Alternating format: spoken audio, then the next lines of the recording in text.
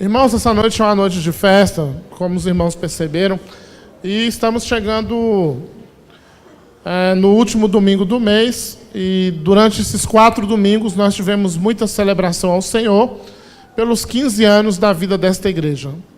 Por aqui passaram muitas vidas têm se achegado, e nós estamos encerrando hoje essa celebração ao Senhor pelos 15 anos da Yahvé, e nós queremos agradecer a presença de todos os nossos convidados. Pessoas que estão aqui nos visitando, são nossas convidadas, são convidadas do Espírito de Deus. E nós gostaríamos de conhecer agora as pessoas que estão nos convidando, que estão nos visitando nessa noite, para que a gente pudesse dar um abraço em você. Aos nossos convidados, queiram ficar de pé, para que a igreja dê um abraço caloroso, um abraço de irmãos. Sejam bem-vindos em nome de Jesus. A todos os parentes aí dos nossos irmãos que professaram a fé, sejam bem-vindos. Sejam bem-vindos em nome de Jesus. Viu? É família da Ana Paula? Sejam bem-vindos, viu? Família da Ana Paula, que bênção. Vamos estar orando aqui agora pelo nosso pastor, que é o mensageiro de Deus, da palavra do Senhor nessa noite. Feche os seus olhos. Senhor, nós estamos muito felizes, Deus, porque até aqui o culto tem sido maravilhoso. O culto tem honrado e tem glorificado o nome do Senhor. Esse culto continua em adoração e exaltação ao único que é digno de ser louvado e adorado, que é o Senhor. Esse momento é um momento muito especial, porque o Senhor vai falar conosco, pela ministração, pela exposição das Escrituras Sagradas. E o teu filho, reverendo Daniel, é o porta-voz do Senhor essa noite às nossas vidas. E a nossa oração é que o Senhor venha ungir os lábios do teu filho, ungir a sua vida, o seu coração, para que ele transborde do teu espírito e fale aquilo que o Senhor tem determinado para nossas vidas nessa noite. Nós cremos pela fé em nome de Jesus, que o Senhor preparou a tua palavra no coração dele. E que ele seja um vaso de bênção, um instrumento do Senhor na edificação da tua igreja, do teu rebanho. Em nome de Jesus. Amém.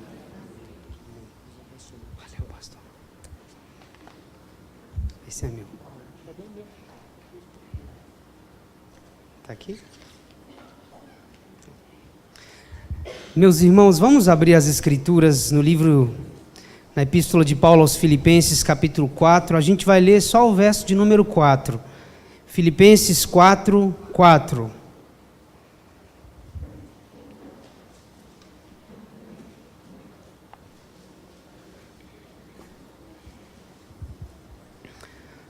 Pronto, se você tiver alguma dificuldade de encontrar, o texto já está projetado aí. É só esse versículo mesmo. Vamos juntos, a uma só voz?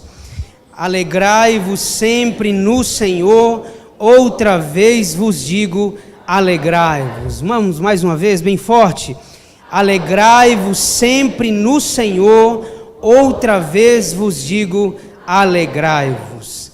Meus irmãos, a alegria é uma ordenança. Engana-se aquele que acredita que ser alegre é uma opção. Não é uma opção. A Escritura nos fala que a alegria é uma ordenança. Deus não apenas deseja, Ele ordena que sejamos felizes, que sejamos alegres. Se você fizer uma leitura cuidadosa nas Escrituras, você vai perceber que todas as vezes em que Deus deu uma ordem para que o seu povo se alegrasse, essa ordem ela foi expressa por meio de um imperativo. Por exemplo, você vai ao Salmo de número 100, diz assim: servi ao Senhor com alegria. Neemias capítulo 8, verso 10 diz: não vos entristeçais, porque a alegria do Senhor é a vossa força. Romanos 14, 17 diz: o reino de Deus não é comida nem bebida, mas justiça, paz e alegria no Espírito Santo. Portanto, a alegria não é um ingrediente apenas da vida cristã. É um elemento básico e extremamente necessário. Lloyd Jones, que é considerado por muitos como o último dos puritanos, ele pregou, meus irmãos, na abadia de Westminster, 21 sermões sobre a alegria. Isso aconteceu nos idos de 1950 e, curiosamente, pegaram os 21 sermões de Lloyd Jones, porque Lloyd Jones nunca escreveu um único livro. Os livros que tem da sua autoria foram anotações que as pessoas fizeram dos sermões que ele pregou. Pegaram esses 21 sermões que ele pregou sobre a alegria e deram um título sobre essas pregações. O título do livro você encontra para comprar nas livrarias, é Depressão Espiritual. Quando, na verdade, o que ele está nos falando por meio daqueles sermões expositivos é sobre a alegria. E eu trouxe apenas um recorte que ele diz assim, Lloyd Jones, em um de seus sermões: crendo como eu creio, que a maior necessidade desta hora seja de uma igreja reavivada e alegre. Para mim, esse é um assunto da mais extrema importância, porque há muitos cristãos que são infelizes, para dizer no mínimo uma pobre recomendação da fé cristã. Não pode haver dúvida de que a alegria exuberante dos cristãos primitivos foi um dos fatores mais poderosos na expansão do cristianismo. Então nós estamos diante de um grande teólogo dizendo que uma das maiores necessidades da igreja é que a igreja viva essa dimensão do evangelho por meio da expressão da alegria. Então, dito isto, irmãos, eu queria levá-los a pensar sobre a seguinte problemática. Se por um lado a alegria é um mandamento do Senhor, se Deus nos ordena sermos alegres, por outro lado a vida nos reserva situações de muita dor e tristeza. Então a pergunta que precisa ser feita essa noite é a seguinte: como é possível viver sempre alegre? Como se alegrar quando a vida só me dá motivos para chorar? Como se alegrar em dias de tristeza? E o tema da nossa reflexão essa noite é exatamente isso: alegria em tempos de provação. Alegria em tempos de provação. Porque é um desafio, irmãos, permanecer alegre em toda e qualquer situação. Porque o mundo que a gente vive, esse mundo é um vale de lágrimas. Há motivos sem números que nos fazem chorar. Então a primeira coisa importante que nós precisamos fazer é redefinir o conceito de alegria. Porque o que muitas pessoas consideram alegria não é aquilo que a Bíblia apresenta como alegria. As pessoas definem alegria, a maioria das pessoas, como um momento em que a alma desfruta de prazer e deleite em razão de algo que aconteceu. Então as pessoas dizem assim: eu estou alegre porque eu comprei um carro. Eu estou alegre porque eu finalmente ganhei a minha casa. Então as pessoas acabam relacionando a alegria com alguma aquisição. É um momento, algo que startou, um momento de êxtase e de felicidade. Mas na Bíblia, irmãos, a alegria é definida como um estado permanente do espírito. Não é o que está fora que me traz a alegria, é quem está dentro de mim. Não é o que eu tenho ou o que eu adquiri, mas o que me traz uma profunda alegria é o ser nova criatura em Cristo Jesus. Eu queria dar a vocês, antes de nós entrarmos propriamente em Filipenses 4:4, alguns ensinamentos profundos sobre a alegria. Quais são as bênçãos de cultivar a alegria como um estilo de vida?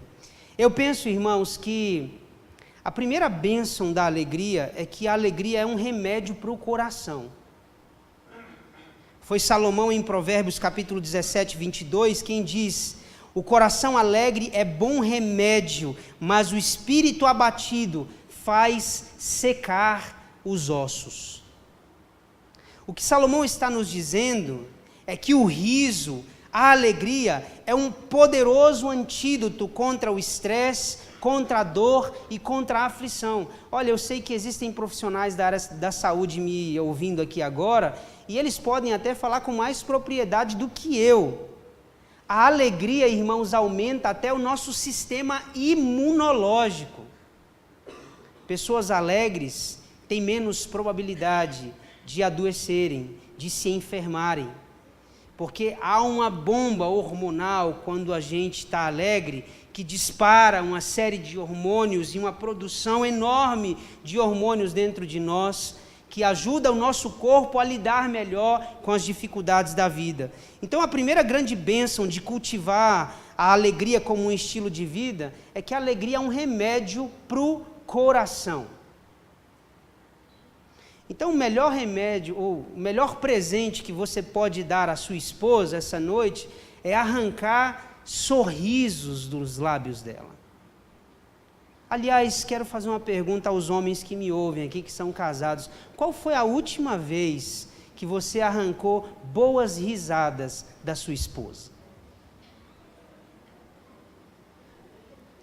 Queria fazer essa mesma pergunta às mulheres. Qual foi a última vez que você arrancou dos lábios do seu marido boas gargalhadas? Se você deseja fazer bem ao seu cônjuge, alegre o dia dele, alegre a vida dele, ou a vida dela. Uma outra bênção, irmãos, de nós cultivarmos a alegria como um estilo de vida, é que a alegria, quando ela expressa, ela abençoa a vida de outras pessoas. Escuta aqui, não há nada melhor do que conviver com pessoas alegres ao nosso redor. Não há nada mais abençoador do que conviver ao lado de uma pessoa sempre para cima. Porque a alegria, irmãos, ela é contagiante. Conviver ao lado de uma pessoa alegre, conviver ao lado de uma pessoa feliz, faz bem ao nosso coração. Assim como o contrário também é igualmente verdadeiro. Conviver ao lado de uma pessoa amarga, de uma pessoa ressentida, isso coloca sobre a nossa própria vida um peso enorme. Então, a segunda grande bênção de cultivar a alegria como um estilo de vida é que, quando a alegria é expressa, ela abençoa as pessoas que estão ao nosso redor. Você pode abençoar as pessoas que estão ao seu redor pelo simples fato de você expressar alegria no seu rosto. Agora, a terceira grande bênção de cultivar a alegria como um estilo de vida é que a alegria é um poderoso testemunho da graça de Deus. A alegria, irmãos, é o combustível da igreja para realizar a missão. No livro de Atos diz que a maneira alegre, celebrativa, com a qual a igreja vivia, conquistava a simpatia das pessoas. Há muitas pessoas que não querem conviver com os crentes, porque consideram os crentes chatos. Há muitas pessoas que não querem fazer parte da igreja, porque consideram a igreja uma organização chata. E eu penso, irmãos, que nós temos uma parcela significativa de culpa nessa impressão que as pessoas guardam de nós. Porque as pessoas deveriam ser atraídas a Jesus pela simpatia e pela alegria com a qual nós servimos ao Senhor. Nós precisamos redescobrir uma maneira alegre e celebrativa de evangelizar as pessoas. E não apenas de colocá-las no inferno, condená-las à escravidão, mas simplesmente testemunharmos de maneira feliz e alegre o que Deus tem feito na nossa vida. Repito, no livro de Atos, o que mais causou impacto no mundo era a maneira como o mundo via a igreja testemunhar de modo alegre a salvação em Cristo Jesus. Mas nem todos os cristãos estão desfrutando da alegria. A gente não perde a salvação, gente, mas a gente às vezes perde a alegria da salvação. Não há nada que você possa fazer para ser salvo. Cristo fez tudo por você. E não há nada que você possa fazer para deixar de ser salvo também. Não se perde a salvação, mas é possível que você tenha perdido a alegria da salvação. Davi, no Salmo 51, ele faz uma oração e ele diz: Senhor, restitui em mim a alegria da tua salvação. Ser feliz em todo o tempo é um desafio. Porque ser feliz quando tudo está bem, qualquer um dá conta. Qualquer pessoa faz isso. A questão que está por trás aqui é como ser feliz nos dias de provação. Como expressar alegria nos dias de grande dificuldade. E eu acredito, irmãos, que a epístola de Paulo, sobretudo o capítulo de número 4, esse versículo que nós estamos lendo, é o texto mais emblemático nas Escrituras sobre esse assunto. Por quê? Porque Paulo escreveu essa carta dentro de uma prisão. É o que nós conhecemos como epístolas da prisão. Paulo escreveu 13 cartas. Dessas 13, 8 delas foram escritas estando ele no cárcere, e essa é uma delas. Paulo foi preso injustamente. Paulo estava sendo acusado por coisas que ele não havia cometido. Ele estava sendo caluniado por diversas pessoas. Já estava com a sentença de morte decretada ao seu respeito, e é numa situação assim hostil que Paulo escreve sobre alegria.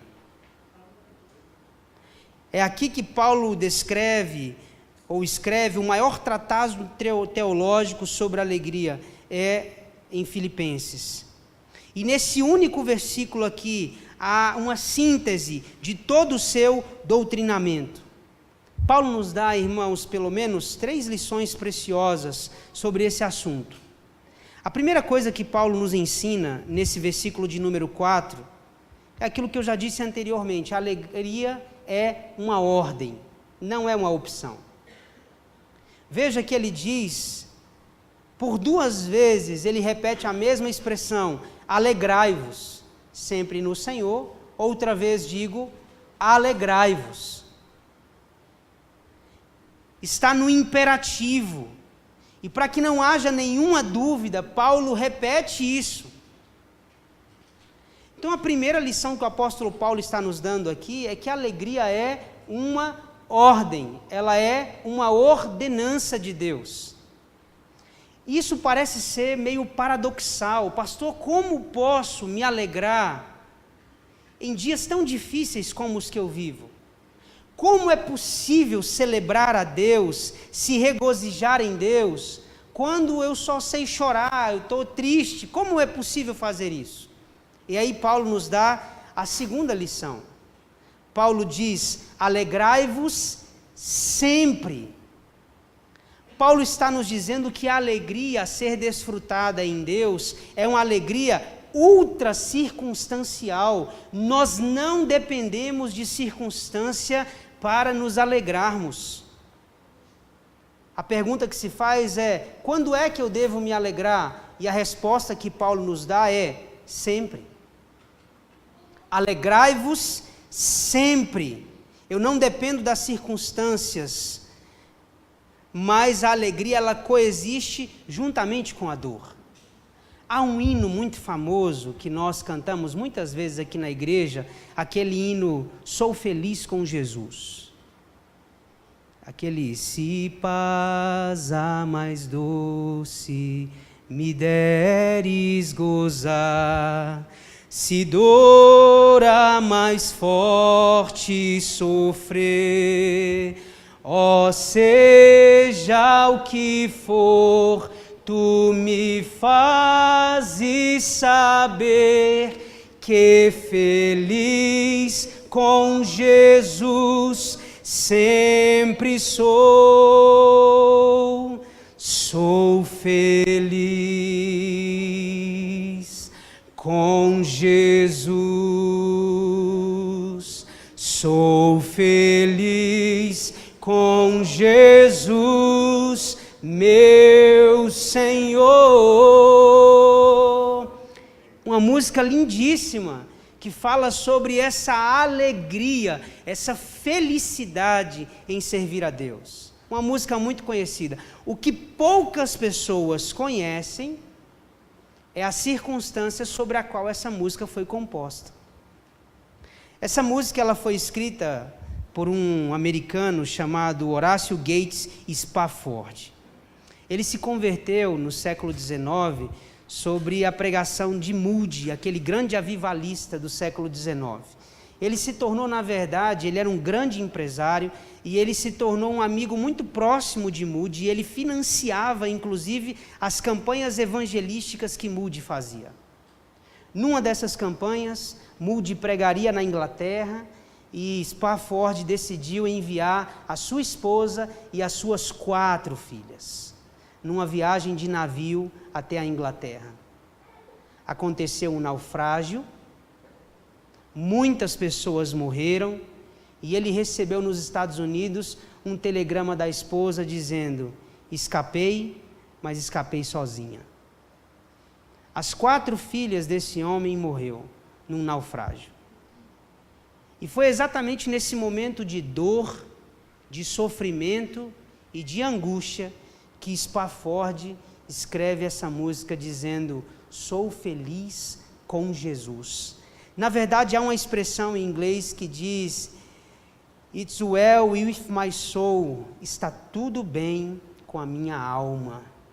O meu coração está sangrando, mas a minha alma está tudo bem com ela. É o que o apóstolo Paulo está nos falando aqui, irmãos.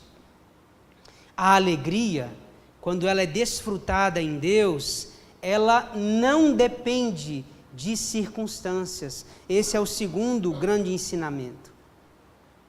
Todos nós experimentamos dias maus, todos nós passamos por aflições diversas, mas nós precisamos entender que a alegria é uma ordem, a alegria é uma ordenança, e que essa alegria ela é ultra circunstancial, ela não depende de circunstância. A terceira e última lição, ainda nesse verso de número 4, está numa expressão muito singela e que às vezes a gente passa desapercebido, mas o apóstolo Paulo diz assim: alegrai-vos sempre no Senhor. O que Paulo está dizendo é que a nossa alegria, ela é cristocêntrica. Não existe alegria verdadeira fora do Criador. Não existe. A alegria que o mundo oferece, o prazer que o mundo oferece, é passageiro, efêmero, mas a alegria que Cristo oferece é uma alegria plena e verdadeira. O que esse texto está nos dizendo? Que excluir Deus e buscar a felicidade é um esforço inútil, porque a verdadeira alegria está nele. É impossível ser feliz e plenamente alegre sem Deus, porque dentro do nosso coração há um buraco do tamanho de Deus, que só Deus pode preencher. Você pode tentar preencher esse vazio com muitas coisas e muitos prazeres dessa terra, mas ainda assim haverá um lugar no seu coração que só pode ser preenchido por Deus. Santo Agostinho, que é um santo muito apreciado por muitos cristãos, ele tem uma frase que eu considero essa frase emblemática. Ele disse assim: Senhor, criaste-nos para ti, e a nossa alma vive inquieta enquanto não encontra repouso em ti. Senhor, criaste-nos para ti, e a nossa alma vive inquieta, enquanto não encontra repouso em ti. A alegria verdadeira, a alegria plena, ela só pode ser experimentada no Senhor. Paulo diz: alegrai-vos sempre no Senhor. Outra vez vos digo, alegrai-vos. Eu quero dar algumas dicas importantes para você se a tristeza invadiu o seu coração. Pastor, eu ouvi, eu entendi que a alegria, ela é uma ordem, que a alegria, ela é ultra circunstancial, não depende de circunstância, e que a alegria, ela é cristocêntrica. Eu só posso experimentar a alegria no Senhor, em Cristo. Mas o que eu faço se a tristeza invadiu o meu coração? A primeira dica que eu quero te dar é a seguinte: lembre-se do que Deus já fez na sua vida. Se você fizer esse exercício, isso por si só vai trazer ao seu coração alegria. Lembre-se de onde Deus tirou você. Lembre-se do que Deus já fez na sua vida, dos milagres que Ele já realizou, dos poderosos feitos do Senhor na sua vida.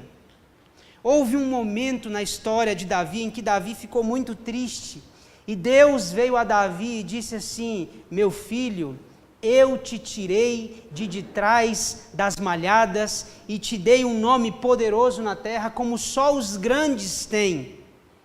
Eu tirei você, Davi, do meio das ovelhas e te fiz assentar em um trono.